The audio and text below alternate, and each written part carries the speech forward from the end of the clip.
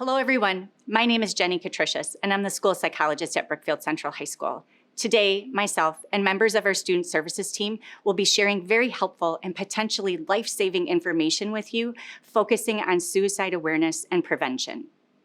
We know this is an important topic to discuss, and Elmbrook School District has made student safety and well-being a top priority.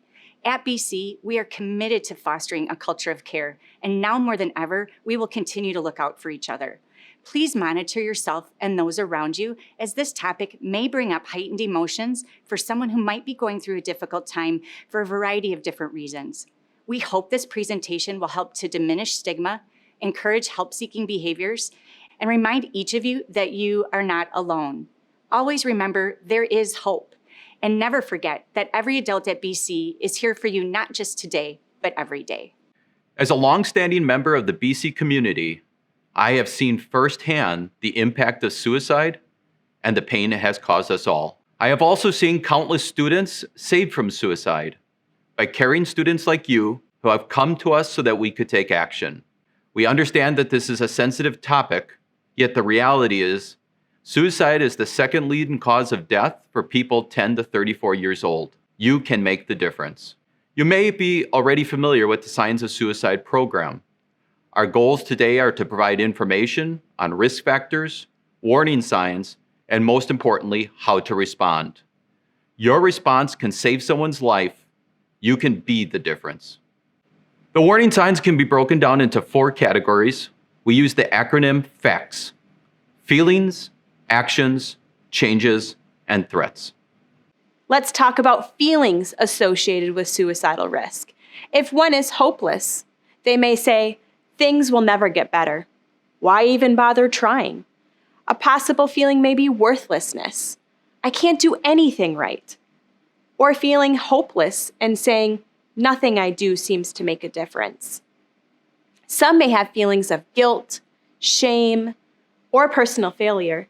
"I'll never be good enough." For others, it may appear like feeling like a burden. "My parents would worry too much if they knew how I was feeling." Some may have persistent feelings of sadness, anxiety, be agitated, or not have the ability to think straight and make decisions. Actions.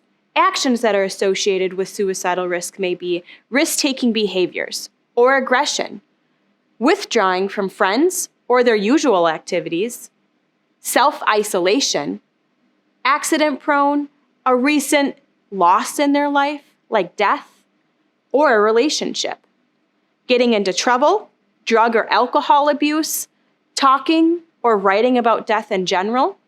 Noticeable changes with increased suicidal risk could be just a don't care attitude, increase or decrease of energy, appearing more talkative than they usually would be, struggles concentrating, loss of interest in their usual activities, decreased schoolwork, decreased sleep or appetite, sudden improvement after being down, or they may have a serious illness.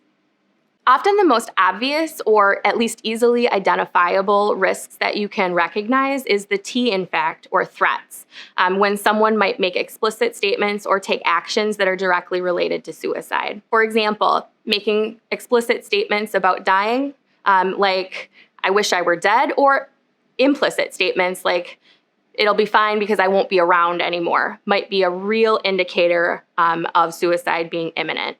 Additionally, research or taking actions to explore options or pathways for suicide are also a huge risk, like researching drug effects or trying to obtain a weapon. In particular, in addition to the warning signs that we've described so far, there are other things that might really up the imminent danger of suicide. One of those is a significant increase in depression or an incredibly deep or low experience that someone might experience.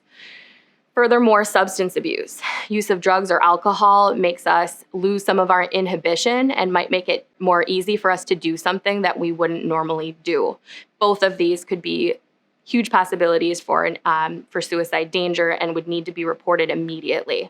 In particular, that's why it's so important to take any statements or any risk factors seriously and share it right away. It's also incredibly important not to joke about it. We will investigate anything that sounds like a danger for someone. Because we know that mental illness and because we know that depression and suicide are preventable, it's incredibly important that you know what to do if you see it in someone that you care about or you see it in yourself. Over the next few slides, we're going to share with you the Acknowledge, Care, Tell strategy, which lines up exactly what you should do if you're faced with seeing these warning signs in your life. A is for acknowledge. Almost 80% of all suicides give some warnings. Always take them seriously. Acknowledge their feelings. Use statements like this. That sounds really hard. I'm sorry to hear about that. C is for care. Listen. Let the person share as much as they want. Remain supportive. Use statements like, I'm worried about you. I want to make sure that you're safe. T is for tell. Tell a trusted adult immediately. Use statements like, let's go see our school counselor. Let's go meet with our school psychologist or school social worker. Students often express themselves using social media. If you see something, say something. Tell a trusted adult immediately. Call 911 outside of regular school hours. Please do not send an email. Good morning, I'm Officer Cater, your school resource officer. One of my main objectives here at Brickfield Central is to maintain a safe, secure, and orderly learning environment for students, teachers, and staff. If you see or hear of an incident that causes high alert of concern, say something. This includes informing me or any one of the student services team of what you've been informed of. As mentioned in the previous slide, if an incident occurs outside of school hours that need immediate assistance due to imminent threats, call 911. A well-being check will be conducted by a law enforcement officer, and they will assist in obtaining the resources needed to help that person in question. Our student services team works together and will meet with any student, not just a student who's assigned to them. If you have safety concerns for yourself or someone else, seek adult support immediately from student service member or an administrator. Our student services team consists of Mrs. Primo, Mr. Grohl, Mrs. Devine, Ms. Lemke, Ms. Catricius, Ms. Gruby, Ms. Adams, and Mrs. Farley. There are many resources to access if you or someone you know is struggling with some mental health concerns or is experiencing a mental health crisis, including suicidal thoughts. Be sure to type Hopeline in your text when using that resource so it initiates the responder. Know that they are trained professionals and will stay in the text conversation as long as needed. Please look in your Elmbrook email to see this presentation so you can access the direct links. These resources are specific to Waukesha County, and within these links, there are a variety of helpful resources for you, a friend, or your family. We encourage you to take a look at these together with your family and share these resources with anyone. Elmbrook School District is proud to be involved in the work of the Zero Suicide Comprehensive Approach, which is a commitment to suicide prevention for all community members. Speak Up, Speak Out is completely confidential, available 24 hours, 7 days a week to every person statewide. For those of you that have been a part of our Elmbrook and BC community, we have been dedicated to, if you see something, say something. In using the Speak Up, Speak Out app, please know that you have access to any of these options outside of school hours, which includes taking a screenshot or photo and sending a recorded video or voice recording. When using the Speak Up, Speak Out app, please know that each report is handled properly and responsibly, which includes our administration, law enforcement, and mental health professionals. Remember, if you have immediate concerns for someone, always call 911 first. Another helpful resource in our community is QPR Training. QPR stands for Question, Persuade, and Refer. QPR is to suicide prevention what CPR is to a cardiac event, and that both are life-saving tools. QPR is an evidence-based approach which consists of 3 steps anyone can learn to prevent suicide and help save a life. In the QPR training, you will learn how to recognize the signs of suicide, know how to offer hope, and know how to get help and save a life. In Elmbrook, our goal is to have at least one member of every household QPR trained. Our QPR trainings will be held virtually this year, and we encourage all students ages 13 and older, along with their family members, to watch for school communication regarding upcoming QPR training dates. An additional resource and important part of our culture of care at BC is our Hope Squads. Elmbrook established Hope Squads at both high schools as a peer-to-peer support. Research tells us that teens are 2 to 3 times more likely to reach out to a peer than an adult. Our Hope Squads are the eyes and ears of our school and are trained to watch for warning signs, recognize students who are at risk, and seek help from adults. It's important to also note that QPR is the foundation of our Hope Squad training. Additionally, Elmbrook Schools started the first Hope Squads in the state of Wisconsin, and we have been designated as a training site for other school districts as they launch their own Hope Squads. Now, 2 of our Hope Squad members will share more information about Hope Squads and the importance of self-care.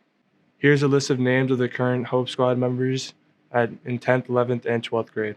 All of these students were peer nominated, and new 9th grade members will be introduced the exact same way. They're here to help you and be a resource no matter what you're going through. Regardless of grade or how well you know them, don't be afraid to reach out. If safety is a concern, they will reach out to a trusted adult. These students will ensure that you get the proper help and resources you need to take care and improve your mental health. During challenging times like these, self-care has become a bigger priority than ever. It comes in many different forms, but self-care ultimately boils down to how you take care of your physical, mental, and emotional well-being. And this slide provides many different examples of how you can take care of yourself, but ultimately it's important to practice self-care to consistently improve your health, mood, and energy, because before you can take care of other people, it's really important that you're in a good spot. I appreciate the work of our great student services team in creating this presentation on this very important topic. I ask now for all students to open their Elmbrook email account and find the email entitled SOS and Sense of Belonging Student Survey. We're going to press pause on this video so all students can take this survey. It is vital for us to have the knowledge of how each of you is feeling regarding this topic, and it will allow us to follow up immediately if there are any concerns. Additionally, we will use the data to help us identify opportunities to better support all of our BC students and the BC community as a whole. During the school day, if you believe that someone is at immediate risk, find any BC staff member to alert them of the situation. If you believe that someone is at immediate risk outside of the school day, call 911. Do not rely on emailing a staff member outside of the normal school day to alert us of a situation of this nature. For me as principal, my number one goal is for every student and staff member to have a sense of belonging at Brookfield Central. In the simplest terms, BC is their home. We have many courses, clubs, and activities and sports that help us attain that goal for many. In the end, our goal is to have every student and staff member to have a sense of belonging at Brookfield Central to ensure that they are cared for and supported. I've always been proud of how supportive the students and staff are of each other, and I know together that we can achieve this goal. Thank you and take care, BC.